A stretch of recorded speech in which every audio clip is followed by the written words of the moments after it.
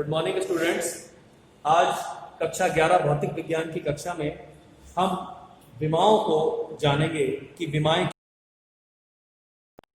चूंकि दोनों ही लंबाइयां हैं अर्थात इनकी कोई विमा नहीं होगी अर्थात शून्य विमा होगी। इसी से हम यंग प्रत्यास्थता गुणांक ज्ञात करते हैं।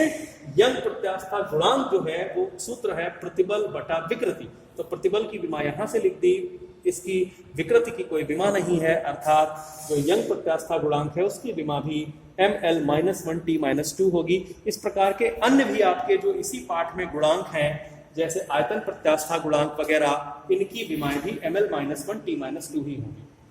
अब आपको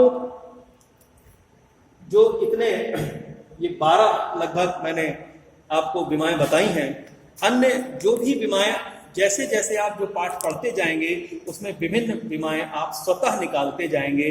सूत्र याद होगा तो आप विमा स्वतः निकाल सकते हैं। इसको बहुत ज्यादा याद करने की आवश्यकता नहीं है, इसको समझकर निकालने की आवश्यकता है।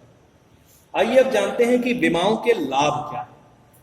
लाभ से पहले एक हम जानते हैं कि विमाओं में समघातता का सिद्धांत होता है। जैसे कोई भी समीकरण हो जो किसी भी भौतिक क्रिया को व्यक्त करता हो तो उस समीकरण को ही हम उदाहरण लेके समझेंगे कि किसी समीकरण में समान विमाएं ही जोड़ी अथवा घटाई जा सकती है।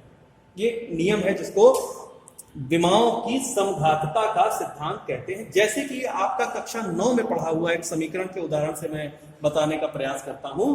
S बराबर ut प्लस 1/2 at²। इसमें S विस्थापन है, u प्रारंभिक वेग है, t समय अंतराल है और a त्वरण है। इसमें आप देखिए कि S की विमा क्या होगी L और u की विमा LT-1 और t की विमा t। इसी प्रकार से a की विमा मतलब त्वरण है तो LT-2 और t की विमा t, क्योंकि स्क्वायर में है तो 2 बार लिखी गई। अब आप देखिए कि जब इनको आप हल करते हैं तो LT-1 t-1 और t आपस में निरस्त हो जाते हैं और ये L बचता है। इसी प्रकार t और t-2 से निरस्त हो जाएगा और बाद में सिर्फ L बचेगा। अब आप देखिए कि ये दो पद जोड़े गए हैं मतलब ut और हाफ at²। तो ये किसी भी समीकरण में तभी जोड़े जा सकते हैं जब इनकी विमाएं समान होंगी। और आप देख रहे हैं कि ut की जो विमा है वो भी L है और at² की जो विमा है वो भी L है। इसीलिए ये समीकरण में जोड़े जा सके हैं। और फिर हम इस समीकरण में देखते हैं कि बाएं पक्ष की विमा दाएं पक्ष की विमा के बराबर है अर्थात यह समीकरण संतुलित ही है। इससे हम किसी भी समीकरण की तुल्यता का परीक्षण कर सकते हैं और ये विमाओं का एक गुण है। विमाओं के आगे गुण हम अगली कक्षा में पढ़ेंगे।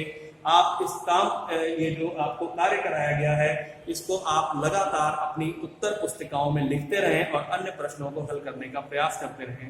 धन्यवाद।